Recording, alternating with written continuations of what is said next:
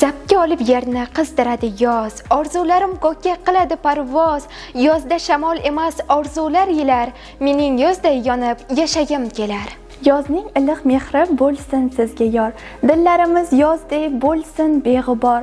Odatda insonlar bahorni ko'zlar, mening yozday yonib yashagim kelar. Assalomu alaykum Zukko kitobxon ko'rsatuvining aziz teletomoshabinlari. Assalomu alaykum qalbi kitoblarga oshufta yoshlar.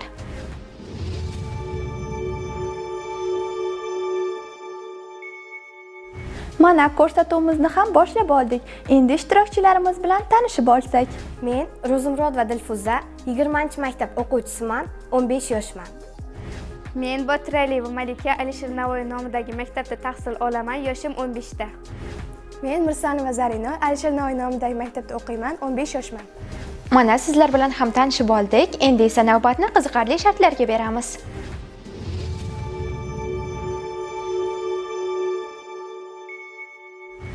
Birinchi shartimiz foydali she'r aytish deb nomlanadi. Bunga ko'ra sizlar she'rlarni ajoyib tarzda taqdim etishingiz kerak. Qani unda boshladik. O'zbekiston, Abdulla Oripov. Men nechun sevaman O'zbekistonni?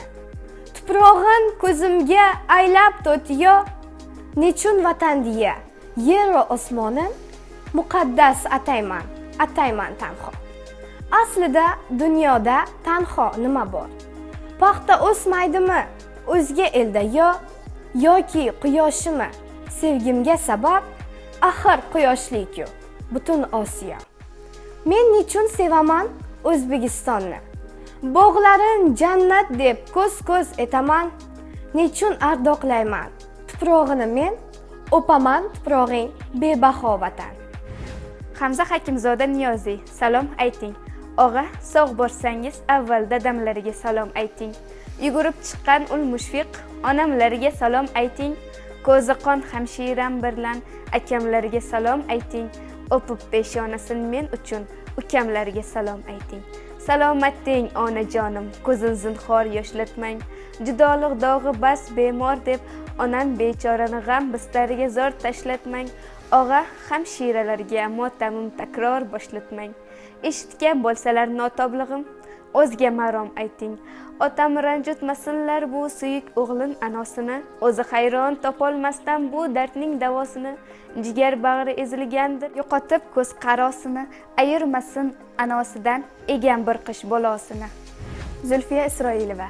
Men o'tgan umrga hayot kitobimni bexos varaqlab, men o'tgan umrga achinmay qo'ydim, tabassum o'rnida kuldim charaqlab. Suyish kerak bo'lsa telbacha suydim, kiyganim ipakmi, chitmi yoki xob. Yurak boyligimga qilmabman parvo, meni og'ishlagan hayot naq oftob. Yangi qo'shiq talab unda har saboq. Men o'tgan umrga achinmay qo'ydim, hech kimda ko'rmayin umrimga o'xshash. Suydim, erkalandim, ayrildim, kuydim, izzat nima bildim, shuda bir yashash. Mana birinchi shartimizni ham muvaffaqiyatli tarzda yakunlab oldingiz. Ajoyib she'rlarni bizga taqdim qildingiz. Endi navbat ikkinchi shartga.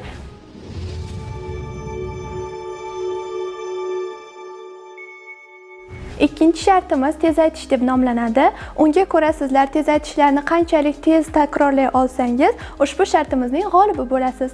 Agar tayyor bo'lsangiz boshladik. Dilfuza, Surayyo surmani ko'zingga surma. Surayyo surmani ko'zingga surma. Surayyo surmani ko'zingga surma. Surayyo surmani ko'zingga surma. Surayyo surmani ko'zingga surma. Surayyo surmani ko'zingga surma. To'rtta topqir topaloq, topishmoq topar quvnoq. To'rtta topqir topaloq, topishmoq topar quvnoq. To'rtta topqir topaloq, topishmoq topar quvnoq. To'rtta topqir topaloq, topishmoq topar quvnoq. To'rtta topqir topaloq, topishmoq topar quvnoq. To'rtta topqir topaloq, topishmoq topar quvnoq. Bu tez aytishimizni ham 5 marta takrorladingiz. Endi navbat Malikaga. Malika Talat ta'tilda tanlovga tayyorlandi. Marhamat. Talat ta'tili tadbirga tayyorlandi. Talat ta'tili tadbirga tayyorlandi. Talat tadbirda ta'tilga tayyorlandi. Endi navbat ikkinchi tez aytishimizga. Solih hovlida xoli qoldi. Solih hovlida xoli qoldi. Solih hovlida xoli qoldi. Solih hovlida xoli qoldi. Solih hovlida xoli qoldi. Solih hovlida xoli qoldi. Sojidayu Saodat sinfdosh va sirdoshlar.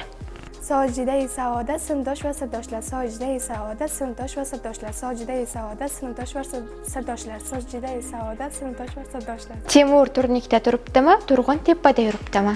Temur turnikda turibdimi, Turg'un tepada yuribdimi? Turg'un turnikda turibdimi, Temur tepada yuribdimi? Turg'un turnikda turibdimi, Temur tepada yuribdimi? Turg'un turnikda turibdimi, Temur tepada yuribdimi? Dilfuza va Zarina 10 marta takrorlay oldingiz, Malika esa 9 marta.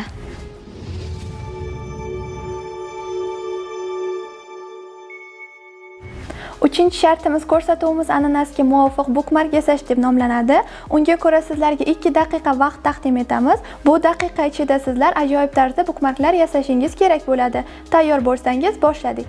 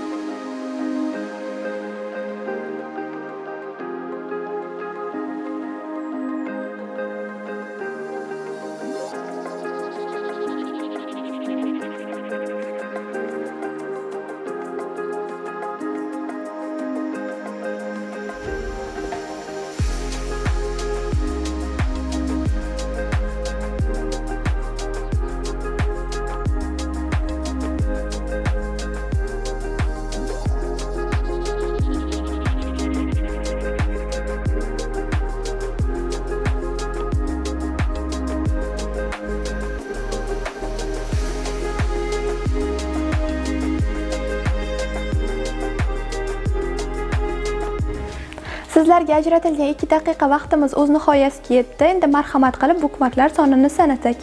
Dilfuzada bukmarklar soni 5 ta, Malikada esa 7 ta, Zarinada esa 4 ta. Ko'rinib turgandek, bu shartimizning g'olibi Malika.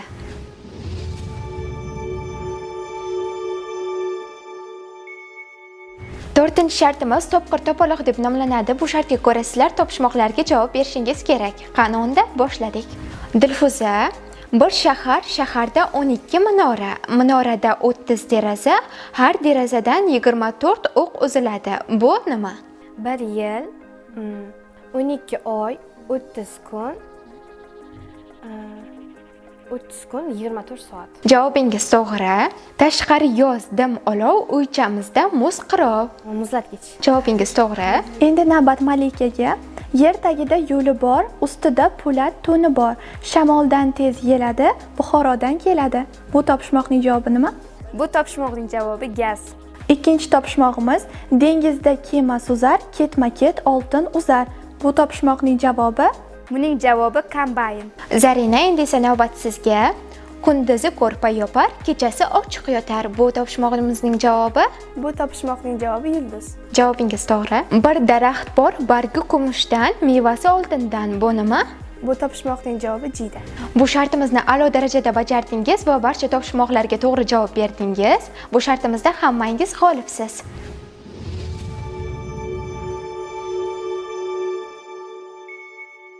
Beshinchi shartimiz mutolaa zavqi deb nomlanadi. Unga ko'ra oxirgi mutolaa qilgan asaringiz haqida qisqacha aytib berishingiz kerak bo'ladi. Agar tayyor bo'lsangiz boshladik. Marhamat. Men Xudoyberdi To'xtaboyevning 5 bolaligicha kitobini sevib mutolaa qilganman. Menga bu kitob juda ham yoqdi. Ayniqsa 5 bola onasidan yetim qolishi va ularning o'zi yetimxonada katta bo'lishi, qanchalik chekkan mashaqqatlari menda juda ham katta taassurot qoldirgan.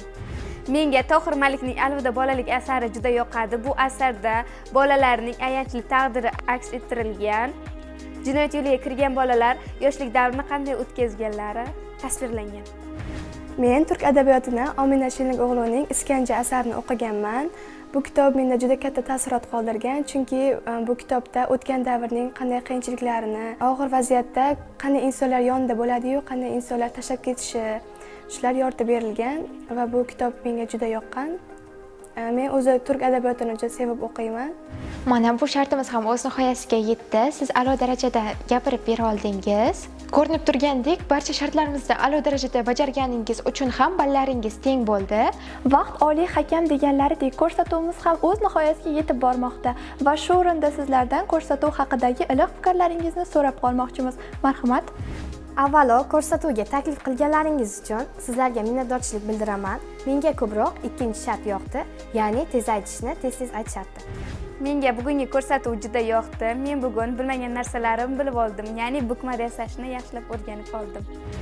Menga bu ko'rsatuv juda ham yoqdi. Men bu ko'rsatuvdan juda katta taassurotlar oldim va menga eng yoqqan shart mutolaa zavqi sharti bo'ldi.